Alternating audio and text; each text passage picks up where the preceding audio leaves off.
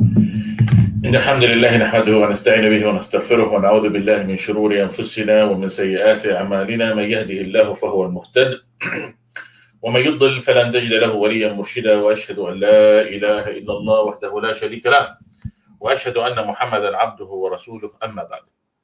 My dear respected brothers and sisters, Jazakallahukhair for tuning in. May Allah subhanahu wa ta'ala make your day a blessed evening, and may Allah subhanahu wa ta'ala elevate your status, and may Allah subhanahu wa ta'ala reward you for tuning in and listening to the halaqah.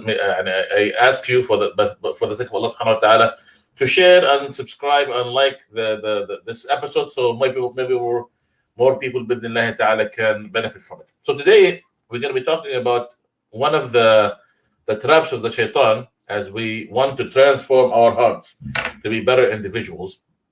And this is one of the tricks of the Shaitan that many of us fall under and we fall for. And it's the tricks in which that we ignore the initial steps toward the big sin. We ignore the initial steps toward the big sin. My dear respected brothers and sisters, each and every sin in this world, each and every sin, and I want you, please focus here. Each and every sin in this world does not come out of nowhere. Each and every sin that we do, that I do, that all of us do, does not come out of nothing. You're not going to see a sin appear out of nowhere in front of you for no reason. No, there are many things that happens before the sin that leads you to the sin. And that's why, my dear respected brothers and sisters, Allah subhanahu wa ta'ala, part of his justice and part of his mercy on us, he have made whatever, and this is a general ruling, whatever leads to the haram, it is considered to be haram. Anything that leads to the haram, it is considered to be haram. And I if some people have questions regarding that, I'll be more than happy, inshallah, to answer your questions, so we can make this bidnillahi ta'ala more interactive, bidnillahi ta'ala. So anything we say, anything that would lead to the haram, it is considered to be what? A haram. And that's why part of our deen, for instance, that we are not allowed to sit down with a person or an individual who would lead us to the haram. Like we call him jalisu suq. Anyone that we know that if I sit down with him, that is going to make me closer to the haram, it's haram to sit down with him. And that's why Prophet Muhammad sallallahu alaihi wasallam have told us that that we should be sitting or befriending those who are good, because Prophet Muhammad sallallahu alaihi wasallam gave us this analogy: مثل نافخ الكير وحامل المسك. The example of the person who's carrying a musk, a good perfume, and a person who's a blacksmith. When you go to a blacksmith, how is it gonna affect you? You're gonna have bad odor. And when you go to somebody who owns perfume, how is that gonna affect you? You're gonna come out smelling good. And that's why when you sit down with something good, somebody who's good is gonna come out. And it's haram for you to sit down with bad friends, because what?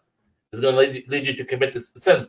And that's why part of our religion, that is forbidden for us to eat even a small anything that is going to make us lose our mind, musakkir, anything that leads into a small amount of alcohol is haram, even if it was small. Because why? Because it might lead us to something big. And that's why it's considered to be the Arab used to say, من سار مع قافلة الغافلين وصل إلى دار الهالكين. That whoever rides with people and he is not paying attention, who is he riding with? He's in a caravan and he does not paying attention to who is he riding out with. Eventually he's going to reach the land of destruction, because you don't care. Okay, whatever a caravan is going to take me, I'm going to ride with it. That's not going to work. So that's why it's important for you to choose your destiny and see and be conscious of what's going to lead you to something bigger. And that's why, my dear respected brothers and sisters, in our religion there is a ruling, or there is a base where we call it sadd al-dhara'i'. This is a very important ruling. I'm going to explain what does it mean. Sadd al-dhara'i' means that anything anything that if you might do might lead you to the haram, then you should stop it. Anything, and anything. And that's why Allah subhanahu wa ta'ala, for instance, that have forbid us that we should be lowering our gaze, because if we don't lower our gaze, it's going to lead us to commit zina, adultery.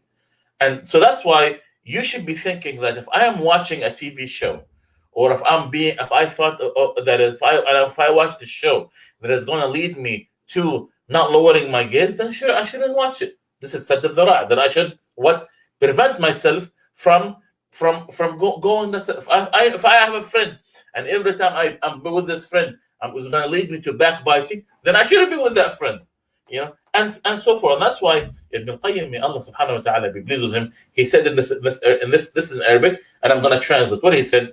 He said, فَإِذَا حَرَّمَ الرَّبُّ تَعَالَى شَيْئًا, if Allah subhanahu wa ta'ala has forbidden something, وَلَهُ طُرُقٌ وَوَسَائِلٌ تُفْضَى إِلَيْهِ فَإِنَّهُ يُحَرِّمَهَا وَيَمْنَعْهُ مِنْهَا. That if Allah subhanahu wa ta'ala has made something haram, something that is forbidden, and there is many ways, many roads that would lead to it, also the same ruling would apply to them too, to the roads that would lead me to the haram. And that's why, my dear respected brothers, if you look at our deen, there are many things that our deen have made haram just because of this issue. For instance, Allah subhanahu wa ta'ala have forbade us. Allah subhanahu wa ta'ala have forbade us. Allah subhanahu wa ta'ala have forbade us that we shouldn't be cursing the idols or the religions of other people. Why? Because that's going to lead to a greater haram. وَلَا تَسُبُّوا الَّذِينَ يَدْعُونَ مِن دُونِ اللَّهِ فَيَسُبُّوا اللَّهَ عَدْوًا بِغَيْرِ عِلْمٍ. That if you curse them, then they're going to curse you back. And then it's a whole, you start an argument and fighting for no reason. Then we shouldn't do that from the beginning. So for the people who are watching me now, and I'm going to ask you a question, and please, I want you to participate, okay? Did Allah subhanahu wa ta'ala ever told Adam and Eve in the Quran not to eat from the tree directly? Anyone? Did Allah subhanahu wa ta'ala ever told in the Quran for Adam and Eve not to eat from the tree directly? No. Allah subhanahu wa ta'ala many times in the Quran, he told them, وَلَا تَقْرَبَا هَذِهِ الشَّجَرَةِ, and do not be near the tree. Allah subhanahu wa ta'ala, he did not told Adam and Eve, don't eat from the tree. Before that, he don't even get near the tree, because if you get near the tree, what's going to happen? Eventually, you're going to eat from it. You see? So that's why it's extremely important that we are cautious from this. We should be asking ourselves and telling ourselves not to get close to anything that is haram is going to lead us to the haram. That's why Prophet Muhammad sallallahu alaihi wasallam, my dear respected brothers and sisters, Prophet Muhammad sallallahu alaihi wasallam, even though at his time he was not allowed to kill the hypocrites, even though he know or harm the hypocrites. Why? Because even though he knows these people are the enemy of Allah subhanahu wa ta'ala, because it's going to lead to something bigger. Like people would say Prophet Muhammad is killing his own friends. You see, so anything that was going to lead to something bigger, Allah subhanahu wa ta'ala has forbidden. Why Allah subhanahu wa ta'ala have forbidden for you to drink a drop of alcohol? Why? Because it's going to lead to something. Because whatever is small, anything that is small and that is haram is going to lead to something big. Why Allah subhanahu wa ta'ala have forbidden for a man to be alone with a woman? That's what Prophet Muhammad said. That there is no man and woman would come together unless the third person is Satan, because it's going to lead to something haram. It's going to lead to something bigger. It's going to lead to touching, and it's going to lead to possibly adultery. Why Allah subhanahu wa ta'ala have forbidden women to go to the masjid if they're going to put perfume and makeup and make themselves beautiful? Because it's going to lead to people looking at them and etc. So generally speaking, women are allowed to go to the masjid as long as they don't make themselves so much beautiful. I'm saying here is like beauty meaning that they put perfume so the other people would smell it, and etc. Why Allah subhanahu wa ta'ala, for instance, okay, when a man or if the imam make a mistake, if the imam made a mistake while he's praying, is the woman allowed to correct him? No. The only thing the woman is allowed to do is for them to clap.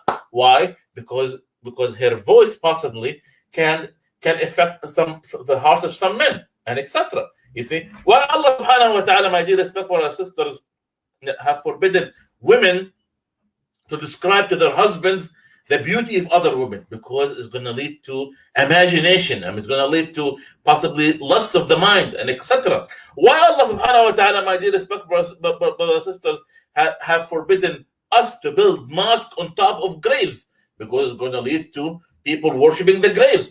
Why Allah subhanahu wa ta'ala, my dear respectful brothers, when the women are walking, have forbidden women to hit with their heels. وَلَا يَضْرُبْنَ بِأَرْجُلِهِنَّ مِنْ زِينَتِهِنَّ. They should not bang with their heels.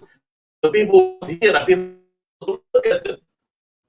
To women, men is looking at women, and etc. Why Allah subhanahu wa ta'ala, so there are many things. Why Allah subhanahu wa ta'ala, my dear respectful sister, look at the wisdom of the Sharia. In Islam, a man, if he decided to marry more than one woman, he's not allowed to marry a woman and her aunt. He's not allowed for the man to marry a woman and her aunt. Why? Because it's going to create jealousy and hatred between the woman and her aunt, and it's going to separate them. And Islam is against separating the lineage between or hajr al-marahim. Islam is against that. Why? Because Islam is for keeping people together, loving people, and etc. You see, so this is very important. Why Allah subhanahu wa ta'ala, my dear respectful sister, Prophet Muhammad sallallahu alaihi wasallam in the hadith, ما أسكر قليله فكثيره حرام. Anything that you drink is gonna, even for small amounts, is gonna make you delusional. You lose your insight. Anything a bigger amount from it is haram too. If the small amount is haram, then the bigger amount is haram, and etc. So you see, my dear respectful sisters, there are many things. And understand, this is very important to understand that Islam, it came to us with a solution to cut or get rid of sins from its basis. Not from when the sin is too late and some people have a huge problem. No, and that's the way you keep the society safe. That's the way you keep a society, by getting rid of sins from the beginning, from its basis. If somebody, for instance, if someone wanted to develop a haram relationship between a man and a woman, how does that relationship start? Somebody's smiling, somebody's winking, somebody's asking for a phone number, somebody is getting closer to a woman, and that's why all of these things are considered to be haram. And subhanallah, now in the past it used to be haram for a man and a woman to be, but also the same thing can be applied to social media. For you to talk to a woman for no reason, what's the point? What's your intention? What are you trying to do? And etc. So this is very important because things start with small sins. Smile, less a small cup of alcohol is going to lead to a bigger cup. Touching leads to kissing, which leads to fornication, and etc. So, my dear respectful sisters, these things, Islam have made a very clear line in which that it gets rid of sins from the beginning, and that's the way you keep a society safe, and that's why you preserve a society. If you wanted to compare Islamic society to other societies, alhamdulillah rabbil alamin, Allah subhanahu wa ta'ala have you'll see many benefits. Subhanallah, today someone have sent me, and I could share with this with you, inshallah. The number of countries around the world that you will see, that you will see fornication and theft and fornication and alcohol very widespread. Like for instance, when it comes to adultery or in the number one in the world is Thailand. Number two is Denmark. Number three is Italy. Number four is Germany. Number five is French. All these countries, what you see, the very first when it comes to what? Adultery. When it comes to theft, the number one is Denmark. Number two is Zimbabwe. Number three, Australia. Number four, Canada. Do you see any Muslim countries?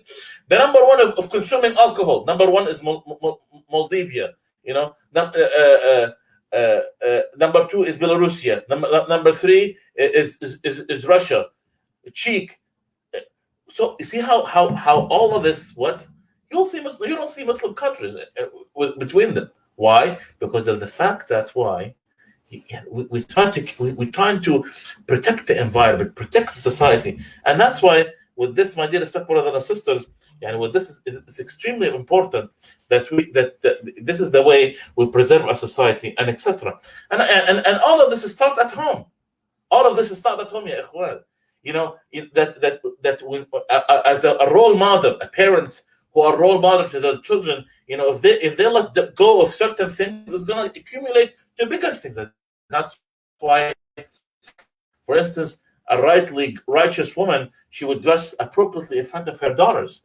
So it would give her the impression that hijab is don't open the gate for nakedness, open the gate for lust and etc. Even inside of the house and etc. And remember, my dear respectful, this is very important. This is one of the most important points when it comes to preventing the sins from its sources or from the beginning. If I want to deviate from a right path, let's say this is the right path, okay, and I want to deviate. It starts in the beginning. It starts with a very small angle. It could be even 1%. But what happened over time? It developed. It become and you would deviate from the path. Even from the beginning, it was something small. You see, so this is very important to Akhwan, and that's why this prevention is made, because if you don't have gatekeepers, things that is going to prevent the society from going the wrong way, then the society would become full of evil.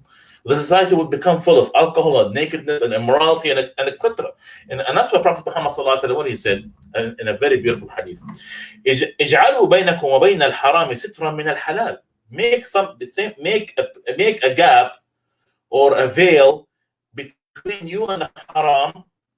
You know, a veil that is halal. You see, sometimes even doing certain halal, and it's vary from one individual to another, making certain halal could lead you to the haram.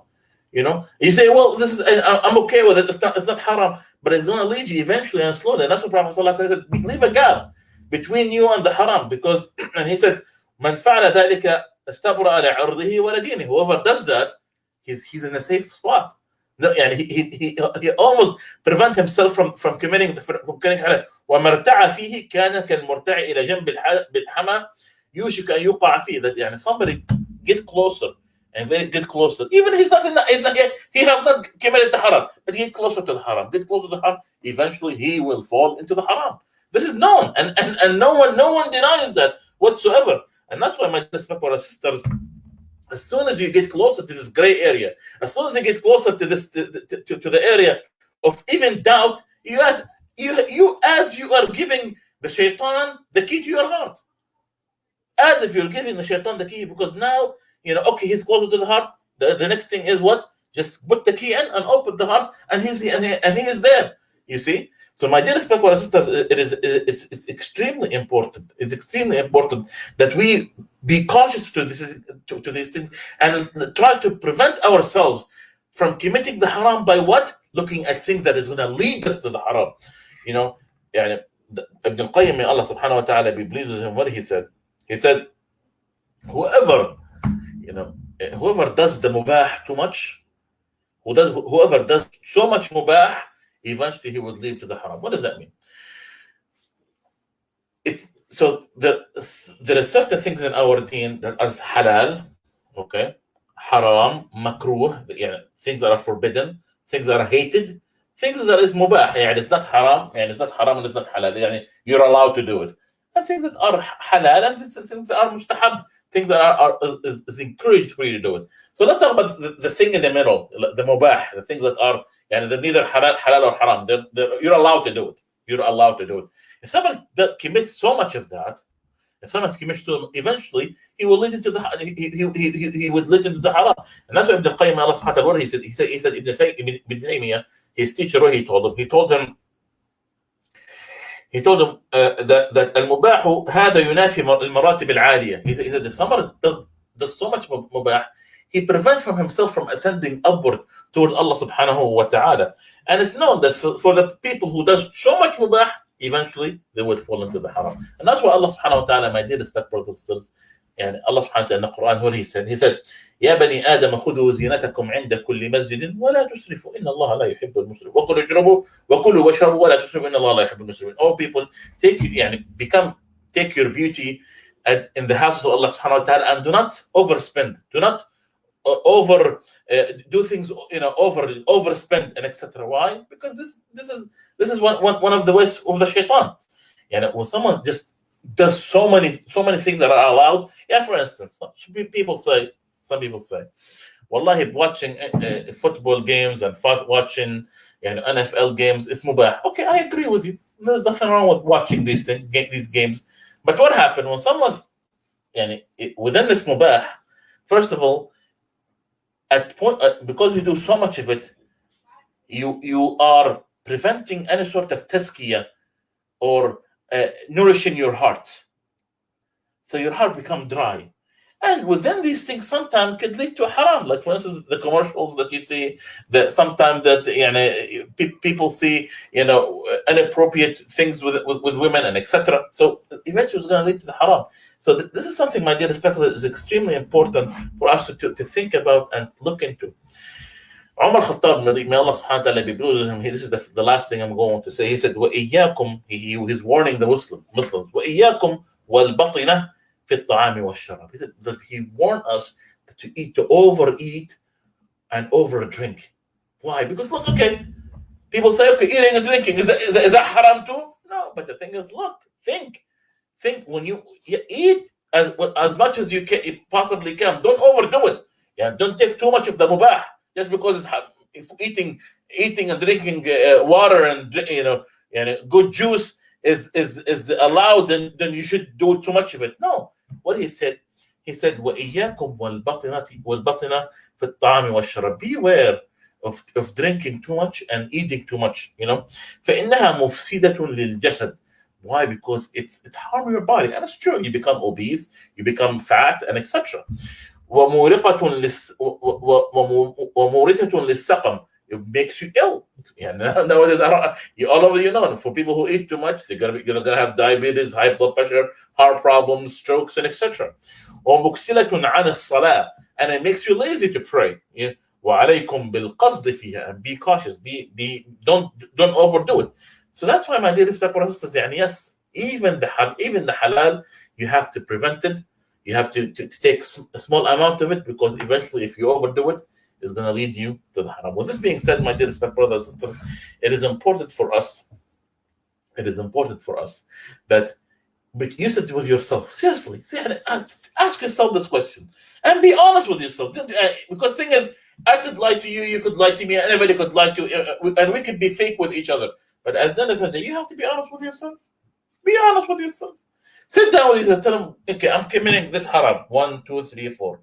How am I going to stop it? Because sometimes stopping these harams you'll be able to be successful in doing so by stopping things that is going to lead you to the haram. And be honest, okay, if I do this, if I sit in this place, it's going to lead me to the haram.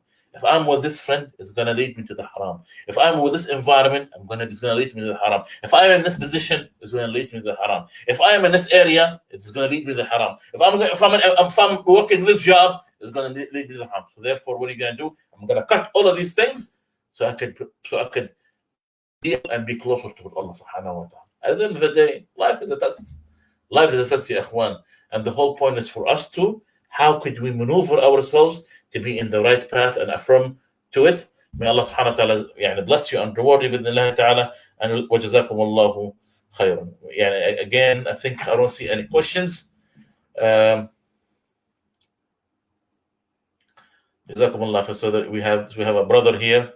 We said نعم النهي عن قرب الشجرة أعم وأشمل من النهي عن الأكل منه. Jazakallah khair, brother Muhammad.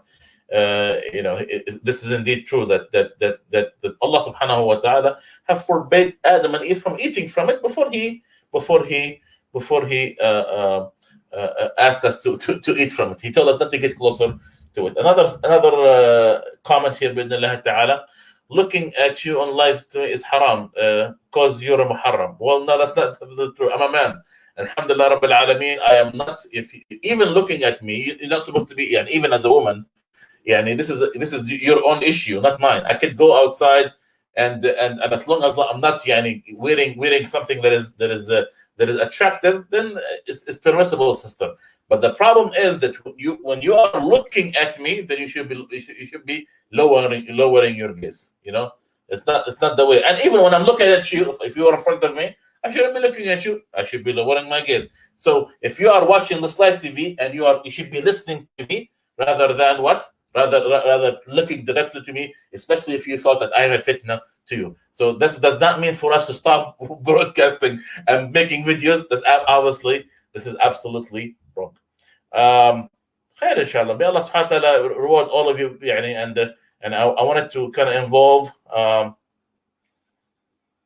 Okay, so let's share with this brother his comments. Assalamu alaikum. Can I ask you about cigarettes? Are they haram or not? And may thank you for watching here. Jazakallahukhair. So the brother is asking about cigarettes. Okay, so Allah subhanahu wa ta'ala have said that, and this prophet has done so too. That halal is clear and haram is clear. Okay, and Allah subhanahu wa ta'ala when He made something, يسألونك ماذا أحل قل أحل لكم الطيبات. When Allah subhanahu wa ta'ala He tell us what is considered to be halal. Halal is something that is beautiful. Halal is something that is beauty comes out of it. Halal is something that we benefit from. So therefore, Allah subhanahu wa ta'ala is not going to make something that is harmful to the human body, like cigarettes. And here I'm talking to you not as a Muslim brother, but rather as a physician, as a doctor. That subhanallah, smoking have so many evils that is going to cause your body. Well, it's going to lead to lung cancer. It's going to lead to COPD. It's going to lead to chronic bronchitis. It's going to elevate your blood pressure. It's going to lead to other types of cancer. It leads to a bad smell. So there is so many things that is so. Now it's not even an issue among scholars whether smoking is halal or not. It's known and it's done deal, and that is smoking. It's 100% haram, no issues, no doubt whatsoever. Bi'idhnillahi ta'ala. So, Jazakallahukhair. May Allah subhanahu wa ta'ala bless all of you and elevate your status. If there is more questions, I don't think that there's any right now. And we'll inshallah. I don't want to say, but why mostly?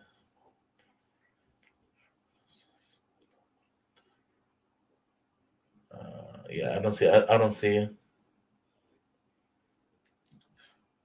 why Prophet Muhammad sallallahu alaihi wasallam married. Okay, so I'm presuming this is a non-Muslim asking. Okay, Adil Tardos. Okay, he's asking why Prophet Muhammad sallallahu alaihi wasallam married a 6-year-old. First of all, Prophet Muhammad sallallahu alaihi wasallam did not marry a 6-year-old. He married Aisha radiallahu anha, his wife, and she was 9 years old. So the question here, people would ask, okay, is that something that is awkward? Is it something that we should be ashamed of? No. The thing is, Mr. Adele, do you know that in the United States, the minimum age for marriage in the 1800s was around 9 years old? Here in America, in certain states in America, the minimum age for marriage in the 1800s, not here we're talking about just 200 years ago, was 9 years old. Even here, still until now in America, what's the minimum age? Vary from one state to another. You have some states it allow the measure of 12 years old and 13 years old and 14 years old. Even right nowadays in America, you see. So we cannot say what applies 1400 years ago to what's happening right now. Yes, now someone marrying a 9-year-old is absolutely it's wrong. Why? Because nowadays is different than what happens back then. People back then used to be much more mature. They used to eat different type of food that was going to make them more, that would make them grow differently. They become more mature. This is something that no one denies. No, even if you go to the kings and the leaders of Europe, we have a video about this, by the way, and you could look it up. If and even within Christianity, if you look at the Catholic encyclopedia, they would tell you that Joseph married Mary, when she was 12 years old, and he was 99 years old. If you look, you could look this up. I'm not making this up. You could go to Google and say, when were Jews, according to the Catholic encyclopedia, when Joseph married Mary, and what was her age? So the thing is, you cannot apply what happens literally centuries ago. Now, yes, I agree. Now it's actually wrong to do so, because now the mentality is different. The age of maturity is different, and etc. And I hope this, inshallah, answer your question. And again, this is not. But by the way, if you're looking for Islam, you shouldn't boil all of Islam because of this one question. Look at the truth. Look at the fact that Allah subhanahu wa ta'ala, we only worship God and God only and Him only and nothing else. And I think this is much more of a question that we need to ask ourselves before look into these side issues with Allah ta'ala. Jazakallahukhair, and may Allah subhanahu wa ta'ala reward you. Wassalamu alaikum wa rahmatullahi wa barakatuh.